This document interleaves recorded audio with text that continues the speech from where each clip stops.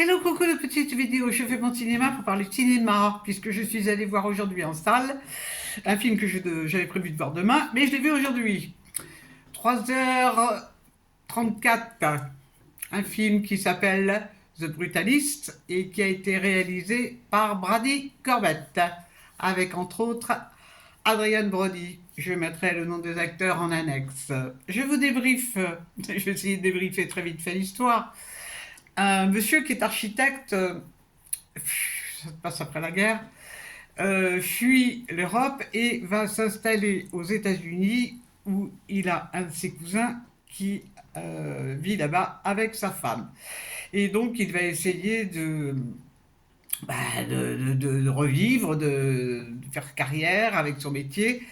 Et puis il va essayer de retrouver sa femme qui, pour des raisons X, Y, Z, n'était pas enfermée dans le même camp de concentration, donc ils n'ont pas été libérés en même temps.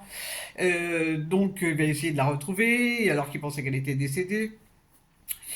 Et donc il va être amené à rencontrer des Américains, bien sûr. Et il va avoir un projet, il va pouvoir mettre un projet en route de construction. Et donc nous allons suivre la vie de cet homme sur une durée de 30 ans. Je ne vous raconte pas la fin. Qu'est-ce que j'ai pensé de ce film? J'aimerais de temps en temps qu'on m'explique ce que c'est qu'un chef-d'œuvre. Parce que pour moi, ce film n'est pas un chef-d'œuvre. C'est vraiment mon avis. Je comprends qu'on puisse aimer ce film. Je ne l'ai pas vraiment apprécié pour quelques raisons. Tout d'abord, j'ai trouvé que c'était extrêmement long. Faut se les faire, hein, 3h34. Bon, il y a un entracte. Je n'ai pas cru à certaines choses et je n'ai pas apprécié certains messages. Voilà, il y a des messages qui sont dits notamment sur les religions que je n'ai pas appréciés. Bon, alors évidemment, c'est contre le capitalisme, on comprend bien. Bon, il faut savoir qu'historiquement, les Juifs n'ont pas été bien accueillis aux États-Unis. On se demande où est-ce qu'ils ont été bien accueillis d'ailleurs. Peu importe, c'est un fait, c'est comme ça. Bon, maintenant, le fait de lancer l'idée comme quoi tous les juifs peuvent être heureux en Israël, je ne suis pas d'accord. Je me permets ça parce que je suis juive. Donc, je me permets certaines réflexions.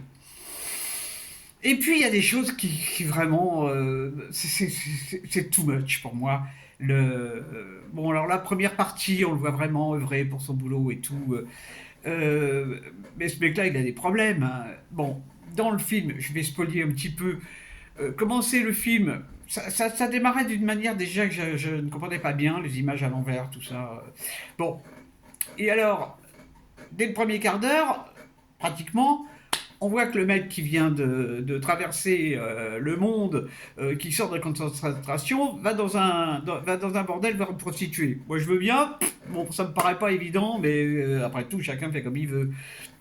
Et puis il y a des choses par rapport à sa femme que je n'ai pas très bien compris. Bon, elle le soutient vachement, hein, dans son boulot, mais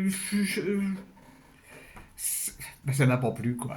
Ça m'a pas plu. Quant au discours final, qui n'est pas. Alors, donc, ça se passe 30 ans après. Alors, sa femme, elle était handicapée, elle était donc dans un fauteuil roulant. Et la fin du film, elle est décédée. C'est lui qui est en fauteuil roulant.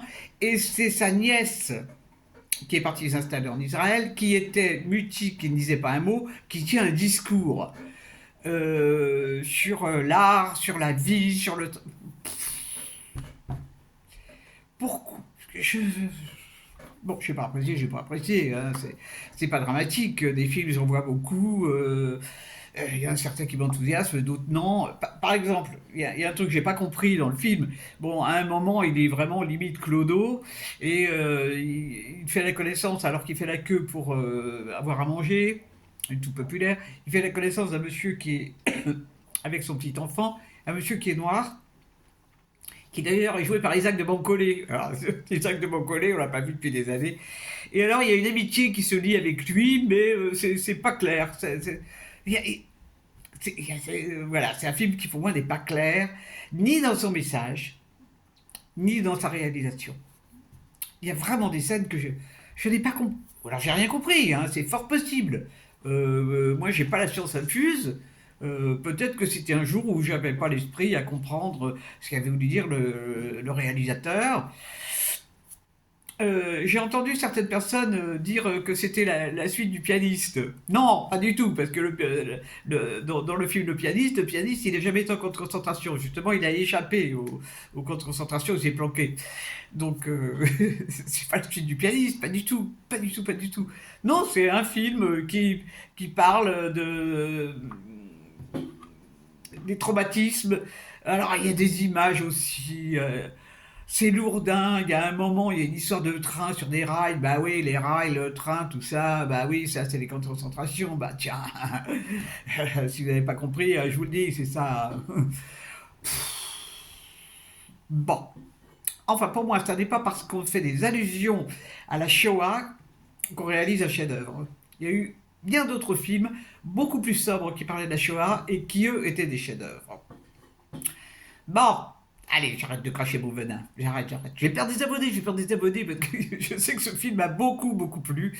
Bon, mais chacun a le droit d'avoir hein, comme on dit, les dégoûts et les couleurs. Hein. Mauvais jeu de mots, très mauvais jeu de mots. Non, mais ça fait rien, ça me change d'idée de faire un mauvais jeu de mots. Voilà, voilà. Bon, je ne sais pas si j'irai au cinéma demain parce que là, c'était quand même c'était long. C'était long. Donc, on verra. Demain, c'est demain. Voilà, voilà.